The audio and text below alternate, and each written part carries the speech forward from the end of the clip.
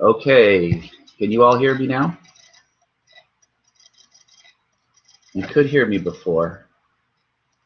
And I apologize, I'm having a lot of problems. Let me know if you can hear me now. I can see the chat box, so that's a good sign.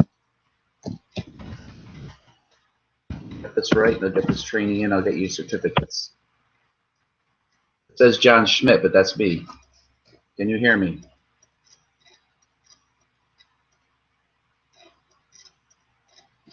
Okay. Let me know. It looks like everything's working, but I can't be sure unless somebody lets me know that you can hear me. All right, you have sound. Okay.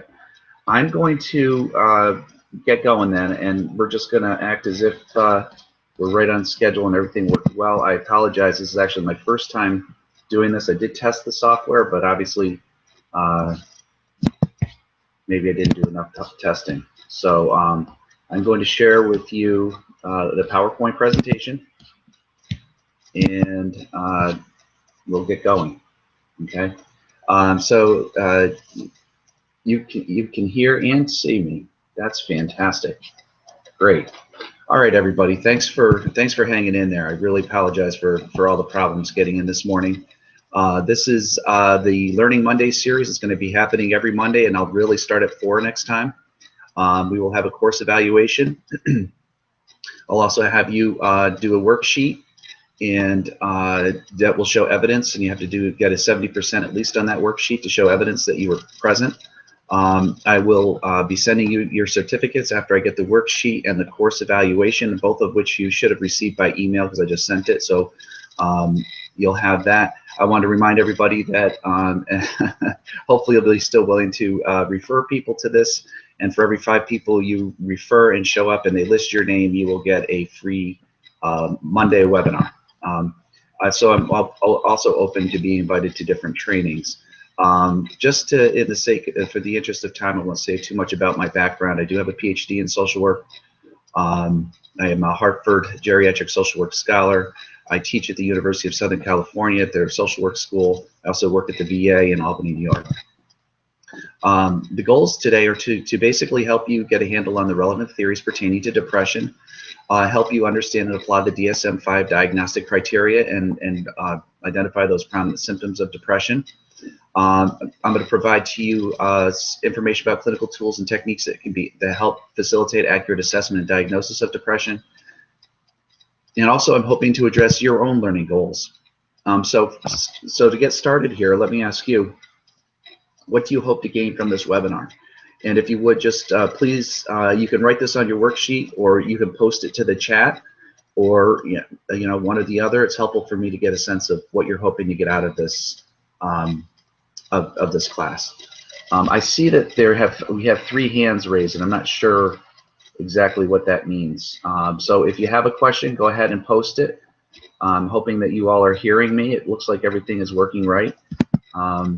If you have a question, just go ahead and post it in the chat box. Okay, again, if you would write down, and I'll know you're hearing me, what you're hoping to gain from this webinar. And we will get 50 minutes in, which is what is required so that you can get your certificate. I'm not seeing anything, so I'm a little bit concerned about that, only because I'm not sure you're actually hearing me. So if you would please go ahead and type in your learning goal. And I've got an issue where the screen is, I'm not sure why I did this, but the screen is too high. I'm assuming that you're seeing that too, but maybe not.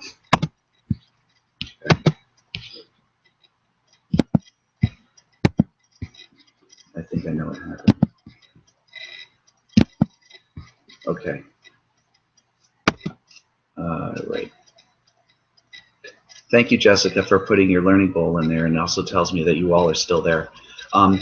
Just a couple quick disclaimers. Even though I'm an employee of both the VA and USC, this presentation is done independently of those positions, and the views expressed in this presentation are those of myself and do not necessarily reflect the opinion, position, or policy of the VA, US government, or USC. So good. Stay-at-home mom, welcome. Yeah, I think you're going to find this very helpful. We're going to talk about a case today. I'm just going to briefly introduce you to John. John is a 69-year-old retired GE employee. He is married and has 5 grown children, 2 of whom live in the same town and 3 of whom live out of state. He's come to your private practice at the recommendation of his wife, who is concerned about his constant moping, as she calls it. So let's talk about some of the causes, the etiology of depression. We think about depression, you know, when we think about etiology, one of the areas that we think about is the cognitive and psychodynamic factors. And these can be things like one's worldview, and often this is adopted from what you've learned from your own family of origin. Anniversaries of may lead to depression. For example, somebody's lost in the family. Suicide in particular it could be one of those losses. It could be a time of a traumatic event in one's life, a divorce, etc. And then so there can be a time of year where someone is becoming depressed, and it's not really exactly, they don't necessarily know why that's occurring. Also, in terms of the psychodynamic factors, early attachment disruption can be one of the ways that someone ends up in a state of depression. They may have depletion states, so they may feel an empty depression, or self-hate, or feeling unloved, or they've learned to be critical of themselves. So the other one that I want to talk about, that I'm actually doing my own work and have a theory related to this, is a perceived loss of meaning, purpose in life. And this seems to be a very critical piece of folks who are depressed and become suicidal. There are environmental factors as well that can contribute to depression, things like a dysfunctional family of origin, poverty, neighborhood violence, culture-based prejudice and disadvantage are all examples of that. There are neurological mechanisms at work with depression, right? We know this. So we have inadequate level of neurotransmitters, for example, the norepinephrine, serotonin, and dopamine. Low thyroid and estrogen levels can cause depression. Lyme disease can appear like depression. It looks like an agitated depression, at least what the one I saw. Chronic stressful events over one's life can be one of the causes for depression. We also know that there's a genetic piece, right? A genetic predisposition to depression. I don't know if you all can hear me. I think my video is on, but I think what I'm just showing is this screen right now, so that's fine. When we talk about theories in depression, I'm going to touch on a few. There's the interpersonal theory. In the next week, we'll come back and talk about how this is applied. But this is a theory by a gentleman by the name of Sullivan and another by the name of Meyer. And it really emphasizes the social, cultural, and interpersonal factors that are linked to depression. Bowlby also talked about or introduced attachment theory in 1973, and really talked about the disruption in secure attachments and how this can lead to depression. And of course, we have our cognitive behavioral theorists, Beck and others, who talk about how negative thought patterns can drive related behavior and feelings, and these related thoughts and feelings and behaviors serve to maintain and reinforce the symptoms of depression. And then finally, a theory that I've been working on for a while that I'll share with you is called self-preservation theory. And basically, this is when someone is unable to find a sense of meaning and purpose in life in their daily behavior. And this often can lead to a depression and suicidal ideation. The diathesis stress model is kind of like the popular model as it comes to thinking about mental health disorders, basically what it says is some people are maybe genetically predisposed, other people might have been traumatized in childhood, but these things create an underlying vulnerability that a person may have, and then a stressful event of some sort may trigger them. In some cases, if it's minimal stressors, a person may never actually develop that mental health disorder, the depression. In other situations, those stressful situations can serve to initiate and exacerbate those symptoms of depression. So this is a useful model for thinking about how someone arrives at depression. A little bit more about self-preservation theory. This is a theory that I'm in the process of getting published. It is in the Library of Congress, so I do put a date on this. But basically, this theory is concerned about the evolution of human social behavior. And the idea behind the theory is that in the last 10,000 years, our brains have enormously evolved, in the sense that we have the cerebral cortex, or the neocortex, that does a lot of the higher order thinking. And the other thing is a connection in the corpus callosum that connected the left and the right brain that gave us self-awareness. And you know, this is obviously not a brain behavior course, but I think that those things were really critical in terms of how they changed our behavior. So I was really interested in what were we like before this period of time. And it occurred to me that we're very social. And a couple of truths probably were very much drove our behavior. One of them is that many hands make light work, and that there's strength in numbers is the other one. And so those two things would necessarily put us in a position where we'd want to be part of a social group. But if you're going to be part of a social group, whether it's a tribe or a clan or a community, whatever it is, I'm talking again before our evolution of our brain here, that you would have to have something to offer it in order to be, you know, be welcomed and have a place there. So you'd have to find a niche of some sort. And self-preservation theory is all about the idea that we are biologically wired to try to find what our strengths and bring it to what we're passionate about in our lives. And it comes back to this fundamental dynamic of this social group. So for example, my last name is Hunter. Maybe I was the guy 10,000 years ago, or the number of years doesn't really matter, but the point that we've evolved to this, maybe I was the one who could go out and you know, spear a buffalo and drag it in and feed the people. So I thought about that dynamic of what that was like, and that not only would I bring the food or be able to use my strengths to get the food, I do have a good arm, so it's conceivable that maybe a distant relative was able to do this. And I see the benefits. So the self-preservation piece of this, I can see the benefits, and I get welcoming feedback for what I have to bring, and I get belongingness. Okay, and so I believe that we are all wired to have this kind of relationship where we utilize our strengths according to our passions, and that the nature of those activities give us a sense of meaning and purpose in life. And so though that meaning and purpose in life is a buffer against mental illness, but in general, but suicide in particular, for example, and also things like drug addiction and so forth. So with self-preservation, perceived meaning and purpose is reinforced when one can see the unique benefits of their contribution, receive affirmation for the same. Okay, I'm sorry that your screen froze. I'm not sure. Hopefully it'll come back on. Jessica, this is you know, this is new with this software here, so it's somewhat experimental. I'm hoping you can still hear me. I actually am more proficient in some other softwares, but this one was the easiest to kind of get up and running. But if it's going to create problems, I'll certainly consider doing some things differently. So perceived meaning and purpose is reinforced when you can see the unique benefits of your contribution and receive affirmation for this. So oftentimes, so the opposite of meaning and purpose is, you know, having you know, none, to have no sense of purpose in life, and is oftentimes when someone is suicidal. So the implications of this theory, which is the nice piece about it, is that you can help people realign their life pursuits, their daily goal-directed behavior, and help them reestablish meaning and purpose. And you do that by helping them identify their strengths and passions and bring them into their daily lives. And this diagram will be somewhat hard to follow, but in the middle you have meaning and purpose. You see it's very large. It's a very large triangle, and you see passion, strengths, and goal-directed actions are all connected.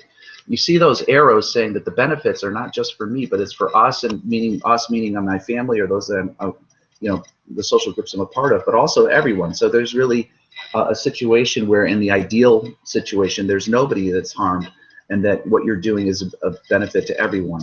And again, you see that the larger arrow coming around on the left is that the idea of having this meaning and purpose is reinforced by the visible benefit and positive feedback that is received. So in the ideal world, this is according to self-preservation theory, these are the dynamics at play. This would be an example of someone who is not utilizing their strengths and passions in their goal-directed actions. You see meaning and purpose in this particular diagram is extremely small, and what I'm doing is just benefiting me and nobody else. So there's a dissonance that's going on between you know, myself and others, and also internally, that I don't have that sense of purpose. I don't, you know, and I may be depressed, I may be anxious as a result. So that's an interesting kind of way of thinking about meaning and purpose and how it's relevant to depression. And I will be coming back to this and talking much more about this in a future presentation when I get into suicide prevention. So let's talk about depression diagnosis, and I'm just going to give an overview first of all. We have a number of diagnoses, and we won't have time to go through all of these today, nor do I think it's necessary, but one of them is called the Disruptive Mood Dysregulation Disorder. One is Major Depressive Disorder, which would include a major depressive episode. One is Persistent Depressive Disorder, or otherwise known as dysthymia. Then you have Premenstrual Dysphoric Disorder. This is now in the DSM-5. You have Substance and Medication-Induced Depressive Disorder. You have Depressive Disorder due to another medical condition, and Other Specified Depressive Disorder, and then finally Unspecified Depressive Disorder. Unlike in the DSM-5, depressive disorders were, or DSM-4, I'm sorry, depressive disorders were separated from the previous bipolar and related disorders, okay?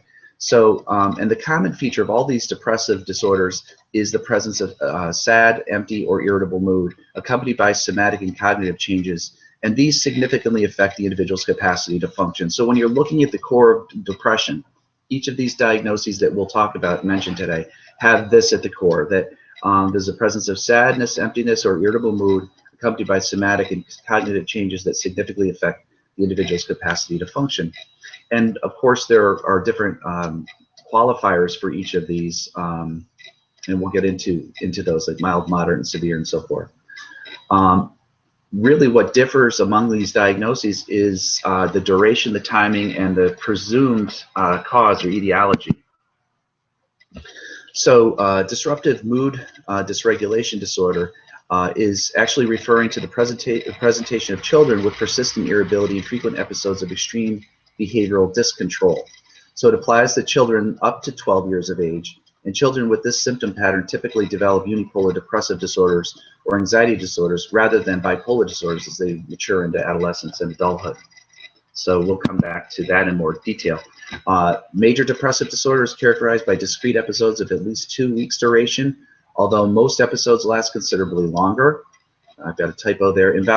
These involve clear-cut changes in affect, cognition, and neurovegetative functions, and inter-episode remissions. A diagnosis of MDD is based on a single episode. A single episode is possible, although the disorder is recurrent. Is a recurrent one in the majority of cases. It's important to delineate normal sadness and grief from a major depressive episode when you're thinking about these. And just those neurovegetative symptoms, if you're not familiar with what those are, these are really considered those that have functional that are associated with functional deficits in the areas of a loss of appetite, difficulty concentrating, fatigue, guilt, loss of interest or pleasure, sleep disturbance, psychomotor agitation or retardation, and suicidality. And just to mention about bereavement, bereavement may induce great suffering, but it does not typically induce an episode of major depressive disorder. So when depression and bereavement co-occur, the depressive symptoms and functional impairments tend to be much more severe, and the prognosis is worse compared with bereavement that is not accompanied by a major depressive disorder. Bereavement-related depression tends to occur in persons with other vulnerabilities to depressive disorders, and recovery may be facilitated actually by antidepressant treatment. So, we're going to get into a few of the diagnoses here of depression. The first one we're going to talk about, oh, actually we're not yet. This is dysthymia, persistent depressive disorder. Again, these are just kind of some footnotes to get us started. The mood disturbance continues for at least 2 years in adults or a year in children. And this diagnosis, new in DSM-5, includes both the DSM-4 categories of chronic major depression and dysthymia. So we're going to get into that today. Other causes of depression are linked to substance abuse, some prescribed medication. Several medical conditions can be associated with depression-like phenomena. And this fact is recognized in the diagnosis of substance and medication-induced depressive disorder and depressive disorders due to other medical conditions. Again, two that we're not going to get into at length today, but just important to reference those. So with major depression, you have 5 or more of the following symptoms, and these have been present during the same 2-week period and represent a change from previous functioning. At least one of the symptoms is either depressed mood or loss of interest or pleasure. Do not include symptoms that are clearly attributable to another medical condition when you're making these diagnoses. I feel like we're missing some slides, but maybe they're just in a different order than I thought.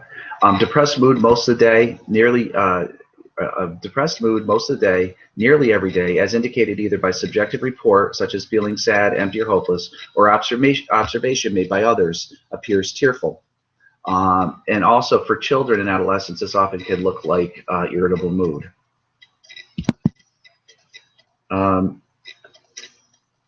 With major depression, again, continuing with those 5, markedly diminished interest or pleasure in all or almost all activities most of the day, nearly every day, is indicated by either subjective account or observation. The next one would be significant weight loss when not dieting, or weight gain, and a significant would be a change of more than 5% of body weight in a month, or a decrease or increase in appetite nearly every day. In children, consider their failure to make expected weight gains that you might anticipate. And the next symptom then is insomnia or hypersomnia nearly every day. And then we have psychomotor agitation or retardation nearly every day. And again, this is observable by others, not merely a subjective feeling of restlessness or being slowed down. You see possibly fatigue or loss of energy nearly every day. Feelings of worthlessness or excessive or inappropriate guilt, which may even be delusional, nearly every day, but not nearly self-reproach or guilt about being sick. Diminished ability to think or concentrate, or indecisiveness nearly every day, either by subjective account or as observed by others. With major depression, again, the next one is recurrent thoughts of death, not just fear of dying, but recurrent suicidal ideation without a specific plan or a suicide attempt or a specific plan for committing suicide. So again, it's one of the 5 of any of those. And then these symptoms cause clinical significant distress or impairment in social, occupational, other important areas of functioning. And the episode is not attributable to the physiological effects of a substance or to another medical condition. Okay, so that's major depression. There are specifiers with major depression, and it could be mild, moderate, and severe. And with these, really, it's about the number. So, for example, a mild major depression would be they have, say, the minimum number of criteria necessary to make the diagnosis. So they might have just 5. Versus moderate, they have more. Maybe the symptoms are more severe, slightly more severe than mild. And then severe is when they have almost all or all of the symptoms, and they meet all the criteria, or most of them, and those that they meet are also fairly substantial or significant. So also another specifier is with or without psychotic features.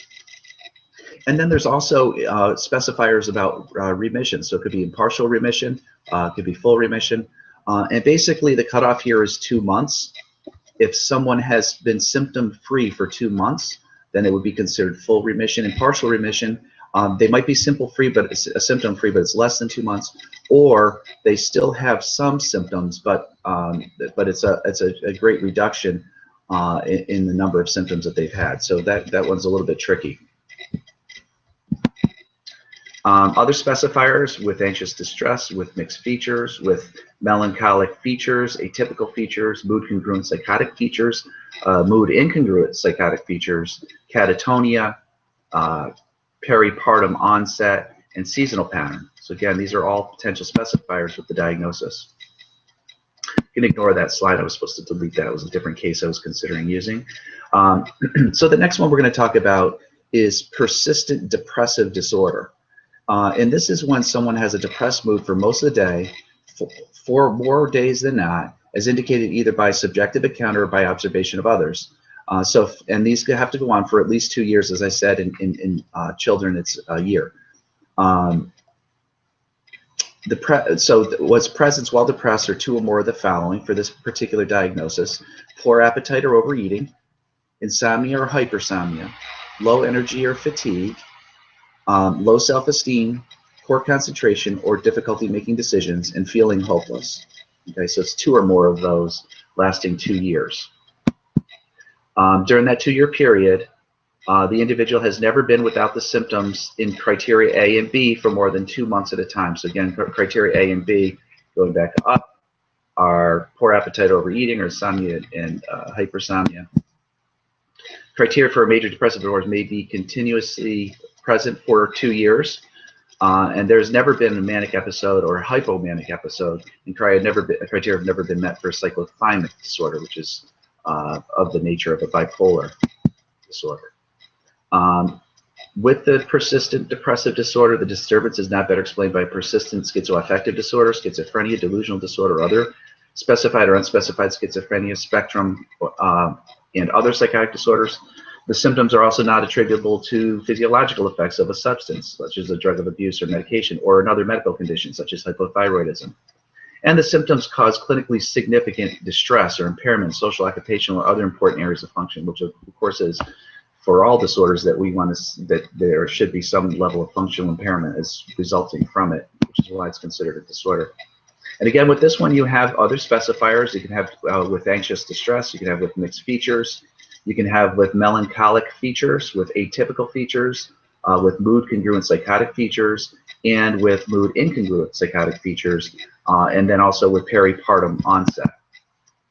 Again, there's specifiers in partial remission and full remission, just as I talked about before, the same definitions. Early onset would be if the onset is before age 21 and late is 21 or older. With a pure dysthymic syndrome, full criteria for a major depressive disorder have not been made in at least the preceding 2 years. And with the persistent major depressive episode, full criteria for a major depressive episode have not been met throughout the preceding 2 years. And with intermittent major depression episodes with current episode, full criteria for a major depressive episode are currently met, but there have been periods of at least 8 weeks in at least the preceding 2 years with symptoms below the threshold for full major depressive disorder. And finally, with intermittent major depressive disorder without recurrent episode, full criteria for major depression episode are not currently met, but there has been 1 or more major depressive episodes in at least the preceding 2 years. So again, it gets kind of tricky there. Okay, the next one we're going to talk about is disruptive mood dysregulation disorder. And again, this is going back to, we're talking about children under 12, where there's severe recurrent temper outbursts manifested verbally in verbal rages and or behaviorally in physical aggression towards people or property that are grossly out of proportion in intensity or duration to the situation or provocation. The temper outbursts are inconsistent with developmental level. The temper outbursts occur on average 3 or more times per week. Again, with this disorder, the mood between temper outbursts is persistently irritable or angry most of the day, nearly every day, and is observable by others, so meaning parents, teachers, peers. Criteria A through D, which again is the first 4, have been present for 12 months or more. And then throughout that time, the individual has not had a period lasting 3 or more consecutive months without all of those symptoms in criteria A through D. And finally, criteria A and D are present in at least 2 of the 3 settings, meaning at home, at school, or with peers, and are severe at least in 1 of these. The diagnosis should not be made for the first time before the age of 6 or after the age of 18. By history or observation, the age of onset of criteria A through E is before 10. There has never been a distinct period lasting more than a day during which the full symptom criteria, except duration, for a manic or hypomanic episode have been met. So that's one of those rule outs. The behaviors do not occur exclusively during an episode of major depression, episode of major depressive disorder, and are not better explained by another mental health disorder like autism, for example, PTSD or separation anxiety disorder, or persistent depressive disorder.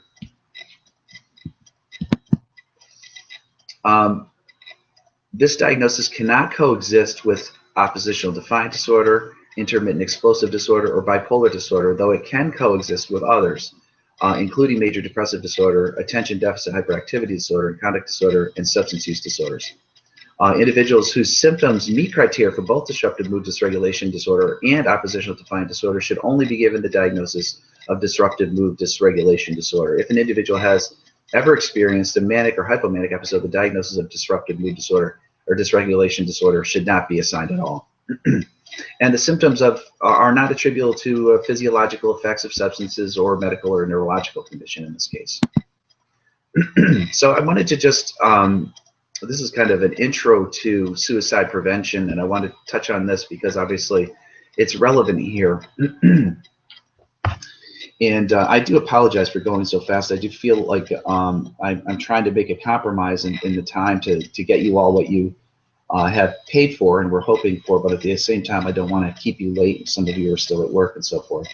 But just to say quickly, the suicide crisis, it can be likened to combustion, like a fire. Everybody knows what it takes to make a fire. You need the fuel, which of course for the fire is the underlying, or for fire is the dry wood and the thin and the very burnable type material necessary to get the fire going and keep it going.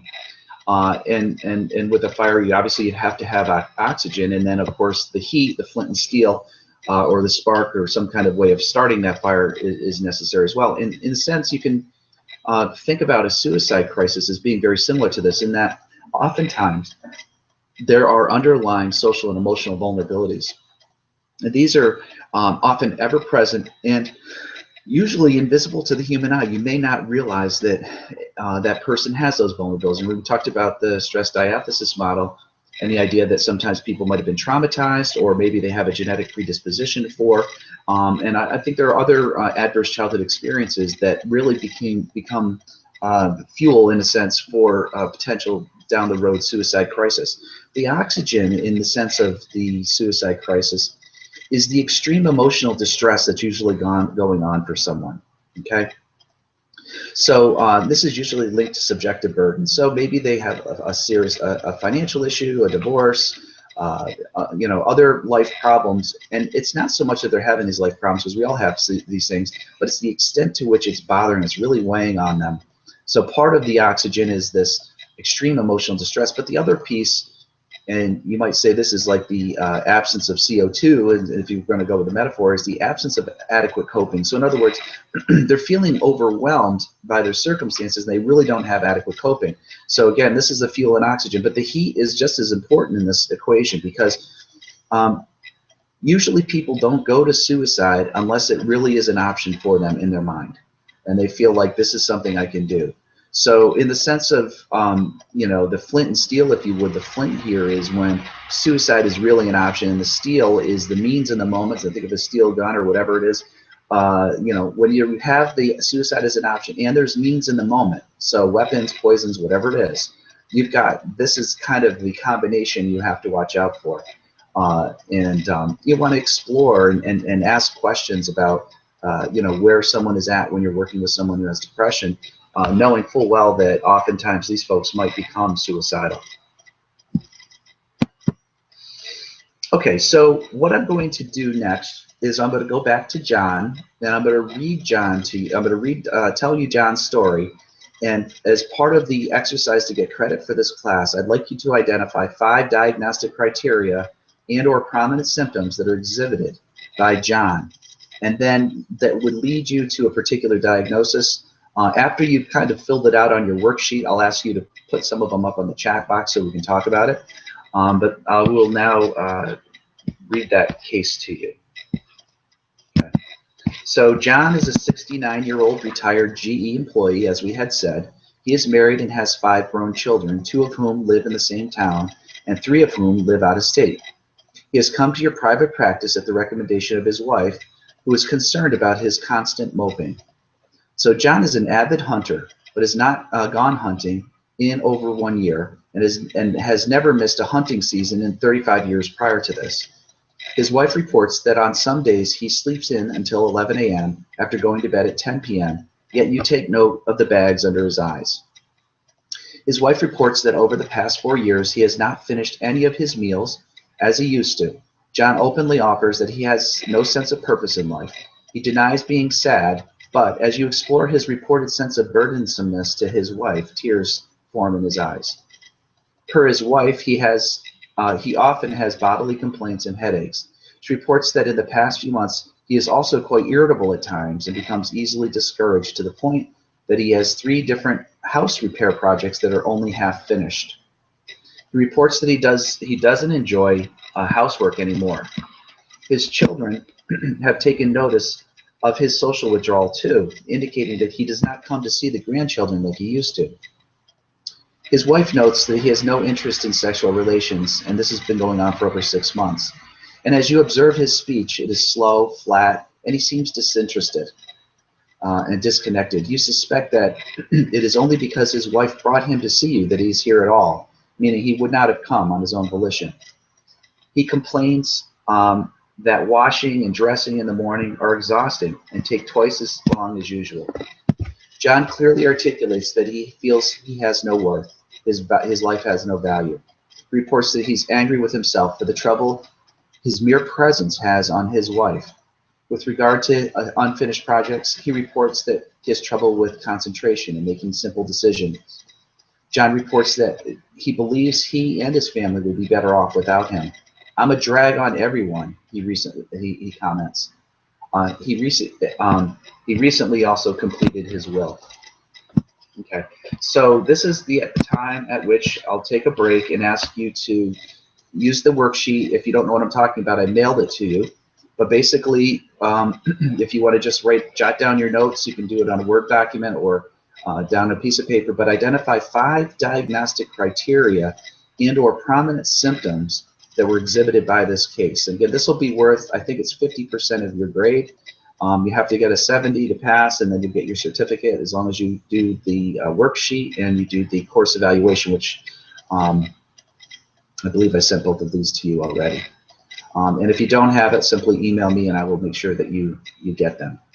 Okay? So identify 5 diagnostic criteria and/or prominent symptoms exhibited by this case example. Does anybody want me to reread that? If so, just put it in the chat box, and I don't mind rereading it because I did go through it rather quickly, and I know this whole thing is feeling a little bit rushed, I'm sure, to you. And I see we do have one hand raised. If you want to tell me what's on your mind, go ahead.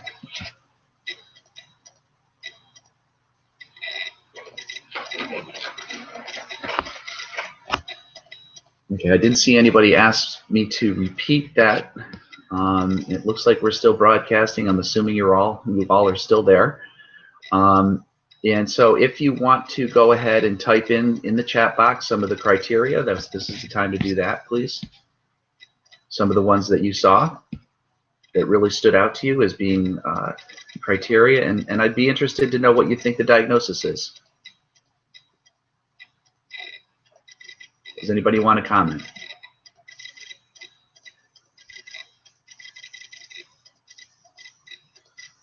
So this is probably unusual for some of you because I believe in interactive webinars, and actually in the future I'm going to try to utilize technology that makes it even easier to interact in the ways that I'm asking you to.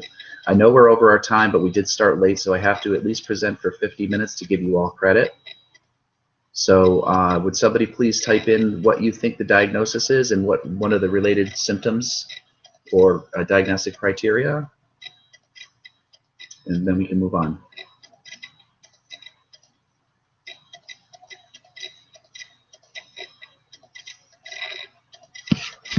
Okay, I'm not seeing anything yet.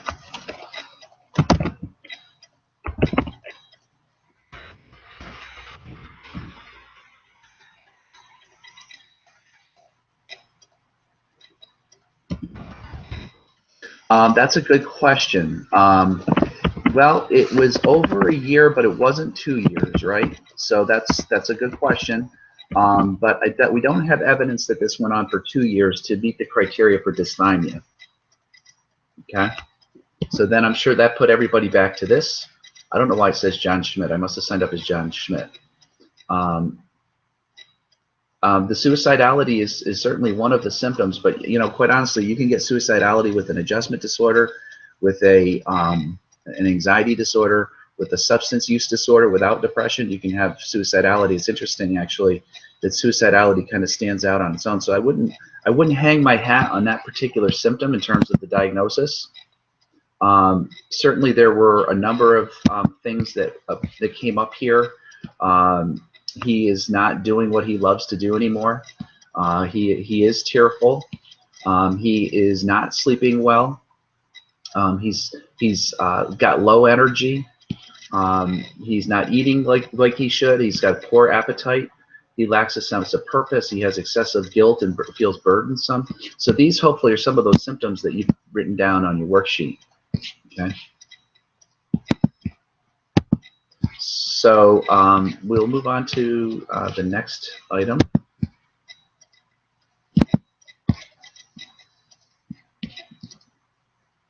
Yes, it's major depressive disorder.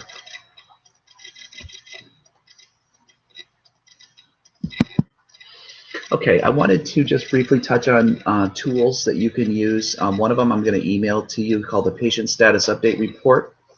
And this is a subjective burdens review. Remember we talked about the suicide crisis and subjective burdens being one of two pieces of the oxygen. Poor coping is one, the other is subjective burdens. And so this is a tool that you can use with your patients on a routine basis that asks them what has been of increased stress, focus, or concern for you since we last met. But it also asks them to rate the extent to which it has been as some, much, or extreme. And it covers a number of different areas like finances and relationship at home and feeling connected to organizations and so forth.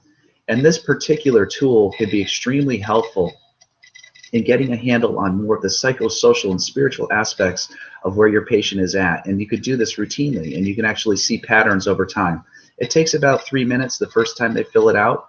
After that, it takes about 1 or 2 minutes. I strongly encourage you to use this tool. Again, it's called the Patient Status Update Report, which is essentially a review of subjective burdens, and I will email that to you when I email the certificate so you have a copy of it.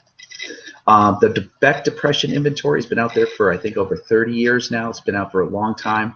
It's been found to be very helpful in terms of diagnosing depression. Some of you may be familiar with the PHQ, or the Personal Health Questionnaire. There's a 2 and a 9. The 2 question one I don't feel is particularly all that useful, but there is a PHQ2 that's shown some help to be an initial screening tool. The PHQ9 is basically 9 questions, and then the 10th question, it gets into questions about suicide. There's also something called the Geriatric Depression Scale. I put the link on here for that. I don't think you could easily copy and paste it, but if you do geriatric scale and look for, or you can even do nursing home resource and geriatric depression scale. I took a close look at this one. I think it was very good. There's also a scale that I have not published yet, that I have not done the work to show that it's valid and reliable. Nevertheless, I find it extremely helpful. It's called the Hunter Suicide Vulnerability Scale, and I will share that with you as well by email, so I just wanted to mention that. So we are coming close to the end of the presentation. If you'll hang in there for a few more minutes, on your worksheet, what would you think are some of describe the potential impact and benefits of those tools that I just presented and strategies on the biopsychosocial spiritual assessment process. So again, the patient status update looks at subjective burdens. You may want to comment on that, how that might be helpful, or one of those other tools like and I'll go back to show you those tools again, the Beck Depression Inventory, or the Personal Health Questionnaire, or the Geriatric Depression Scale. The Suicide Vulnerability Scale is really looking at those underlying vulnerabilities, and again, I'll share that with you. So if you would just take a minute to do that, describe the potential impact and benefits of the presented assessment tools and strategies. And finally, for your worksheets, we do a brief dialogue and ask you to comment on what's going to happen next. So this is about John. And John says, after you've done your assessment, this is the same John we're just talking about, is there any hope for me getting better? And you say, yes, definitely. We need to establish some priorities. At this time, I'm most concerned about your thoughts about feeling yourself and others would be better off without you. Okay, what about that? John responds. And the social worker, you say, I'd like to ask you some more questions about this. So in the final section, what are 3 questions that you would want to explore related to depression and suicidality? And you can go ahead and put those on your worksheet. Okay, so what are 3 more questions or that you would want to explore around John's potential suicidality and level of depression. And go ahead and put those on your worksheet, and that would complete your worksheet. And if there's any questions about what I'm saying, please put it up in the chat box now, because we're about to wrap up. And I think we're going to be right around 50 minutes. So again, as a social worker conducting this assessment, what is something you would say or ask next that is in keeping with the techniques learned today?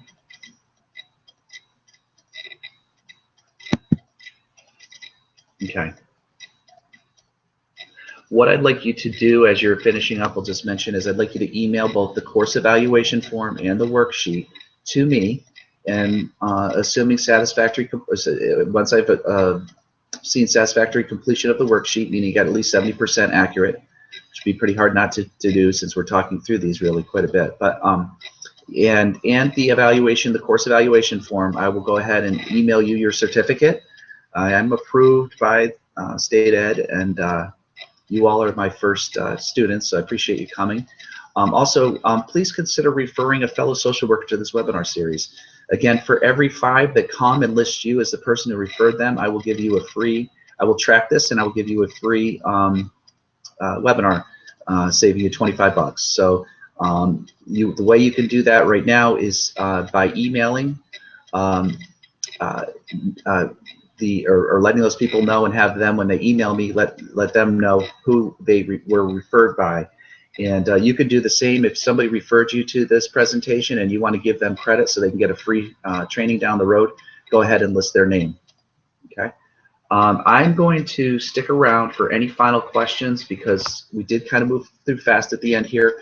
I think we've accomplished our 50 minutes, which is the minimum to get your full credit. So everybody who's attended this whole time will get full credits, presuming that I get those 2 documents that I've asked for, and I will send out those scales to you as promised.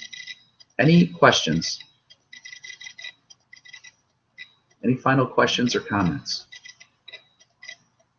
Okay, like I said, I'm gonna stick around for a few minutes, so that if there are any, you can go ahead and ask them. And if you're done, you can go ahead and just email me those 2 sheets, and we will see you next week. This is going to be every Monday. I'll be here, and I promise I'll have the technology better next time. And I apologize again for all of you who waited so patiently for almost 20 minutes before I got my act together here.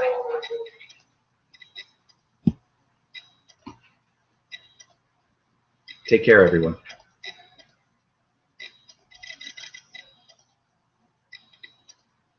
I see it looks like we still have 2 people in the room, so I'm going to stick around a little bit longer.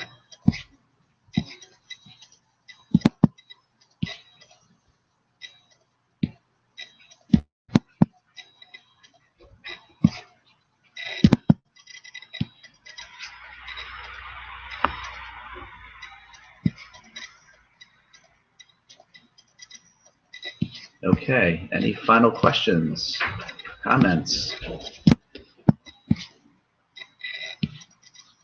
Okay, I'm going to stop the broadcast then, and I'll look for your emails. Thank you.